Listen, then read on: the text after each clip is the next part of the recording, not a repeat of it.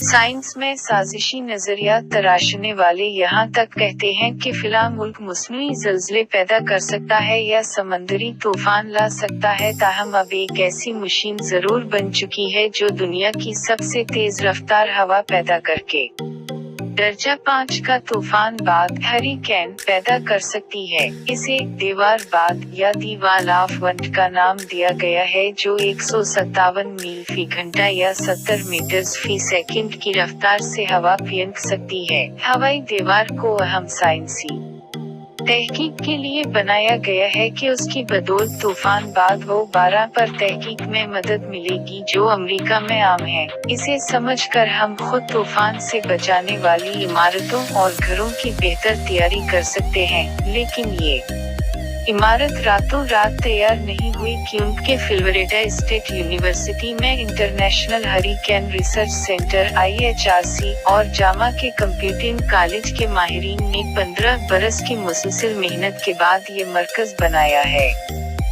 2005 में 2 टरबाइन लगाए गए जो 53 मीटर फी सेकंड की हवा चलाते थे, जबकि अब कल 12 पंखे नस्ब हैं जो मजमूई तौर पर 70 मीटर फी सेकंड की रफ्तार से हवा फेंकते हैं, जबकि एक मजबूत दरख्त सिर्फ 42 मीटर फी सेकंड की रफ्तार पर नहीं ठहर सकता और गिर जाता है। फ्लोरिडा यूनिवर्सिटी के मुताबिक हवाई दीवार हर किस्म के स्ट्रक्चर टेस्ट करने के लिए बनाई गई है। उसकी बदौलत देखा जा सकता है कि तूफान के बाद हवा और बारिश से इमारतें किस तरह मुतासिर होती हैं। उस मरकज में छोटे घर और इमारतों को एक घूमते टेबल पर रखकर उन पर हर किस्मत से हवाओं की बौछार की जाती है। उस तरह के डिजाइन के मकानात को हर तरह की आजमाइश से गुजारा जा सकता है। माहिरीन हवाई तूफान को नापने के लिए सेफर संपसन हरिकेन स्केल पैमाना इस्तेमाल करते हैं।